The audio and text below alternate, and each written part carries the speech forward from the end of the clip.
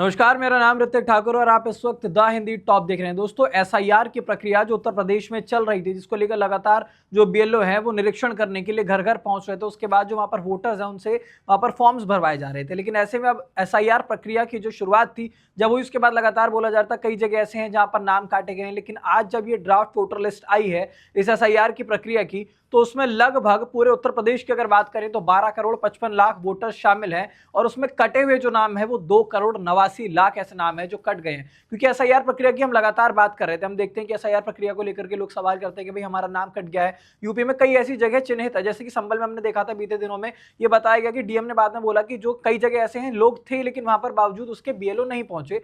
तो एसआईआर प्रक्रिया का जो मतलब होता है, सबसे पहले ये होता है कि जो पुराने वोटर्स हैं जिनकी मृत्यु हो चुकी है या फिर जो स्थानांतरित कर चुके हैं उनको वहां से हटाया जाता है। साथ ही साथ जो नए वोटर्स होते हैं, जो 18 साल के हो चुके हैं, जो योग्य मतदाता हैं, उनके नाम को इसमें जोड़ने की प्रक्रिया चलाई जाती है। साथ ही साथ कई ऐसे वोटर्स होते हैं जिनके पास डबल वोटर होते हैं या फिर 2 जगह की वोटर आईडी कार्ड होते हैं, तो उनका नाम यहाँ पर हटाया जाता है। साथ ही साथ कुछ संशोधन होता है अगर, तो वो इसमें किया जाता है। लेकिन अब ऐसे में अगर बात करें इस बार यूपी की प्रक्रिया की, तो यूपी में कई ऐसे भी सूचियों में नाम है, लगभग बताया जा रहा है जो मृत हैं वो लगभग 46 लाख के आसपास जो है वो मृत थे। कई ऐसे लोग जो घर पर नहीं मिले हैं, वो 2 करोड़ से लेकर के 2.25 करोड़ के आसपास का उनका आंकड़ा था। यानी कि कुल अगर परसेंटेज की बात की जाए, जो कुल वोटर्स हैं यूपी के अंदर, उसमें 81% के जो नाम है वो अभी रजिस्टर्ड है एसआईआर प्रक्रिया में जिनके नाम आए हैं। यानी कि 12 करोड़ 55 लाख वोटर्स जो हैं वो रजिस्टर्ड हैं और 2 करोड़ 89 लाख कम है। लेकिन ऐसे में आपको बता दें, इसमें 15 तारीख तक की अगर हम बात करें, जो पहले समय में तारीख आ रही थी, उसमें 7 लाख और वोटर्स जो थे इसमें जुड़े हुए थे जिनका नाम कटा हुआ था। लेकिन 7 लाख वोटर्स जो हैं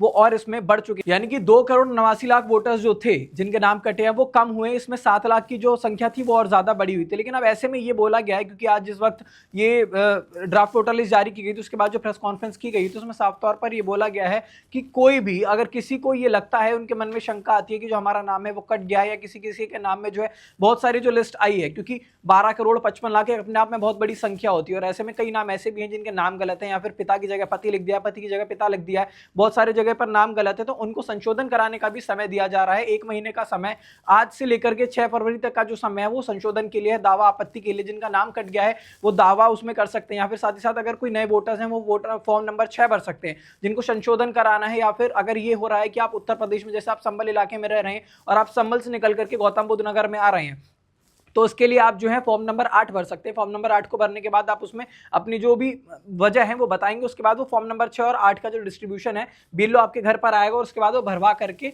उसे पूरी तरीके से, यानी कि 1 महीने के अंदर ये प्रक्रिया पूरी कर लेंगे, ताकि किसी का भी जो नाम कटा है, जो योग्य वोटर्स हैं, वो नाम ना कटा रहे। इसके लिए 1 महीना दिया गया। और उसके बाद फिर 6 मार्च को ये जो लिस्ट है एसआईआर की वो फाइनल निकल कर आएगी। जो वोटर लिस्ट होगा, जो यूपी के अंदर योग्य मतदाता होंगे, उनकी फाइनल लिस्ट जो है वो 6 तारीख को निकल कर आएगी। यानी कि इस बार जो लिस्ट आई है उसमें 12 करोड़ 55 लाख वोटर्स हैं जो कि योग्य हैं, और अभी 1 महीने का पूरा समय रहेगा। यानी कि 2 करोड़ 89 लाख जिनका नाम आया, जिसमें 40 लाख कई ऐसे हैं जो मृत घोषित हैं, कईयों के घर गए हैं, वहां पर वो लोग मिले नहीं। 9 लाख से ज्यादा ऐसे लोग हैं जिन्हें फॉर्म दिया तो गया लेकिन वो फॉर्म वापस लौट कर नहीं आया। उसके बाद कई ऐसे भी लोग हैं जो कि स्थानांतरित कर चुके हैं या फिर जो है वो देश छोड़ के बाहर रहने लग गए हैं। तो उनके लिए भी खास तरीके की चीजें यहाँ पर कि अगर उनको अभी इस वक्त वो वोटर में नहीं जुड़ पाते, अगर उस वक्त जब यहाँ पर चुनाव होता है वो देश से, अगर जहां पर भी वो रह रहे हैं, फॉरेन में रह रहे हैं, विदेश में रह रहे हैं, अगर वो वहां से निकलकर उस जगह होते हैं जहां पर उनकी वोटिंग है, तो वहां पर वो अपना जो ओरिजिनल फिजिकल पासपोर्ट है वो दिखाने के बाद अंदर जा करके वो कर सकते हैं वोट। उसके बाद मैपिंग की भी बात की जा रही है। कई ऐसे हैं जिनकी मैपिंग की जा रही थी, कई ऐसे लोग थे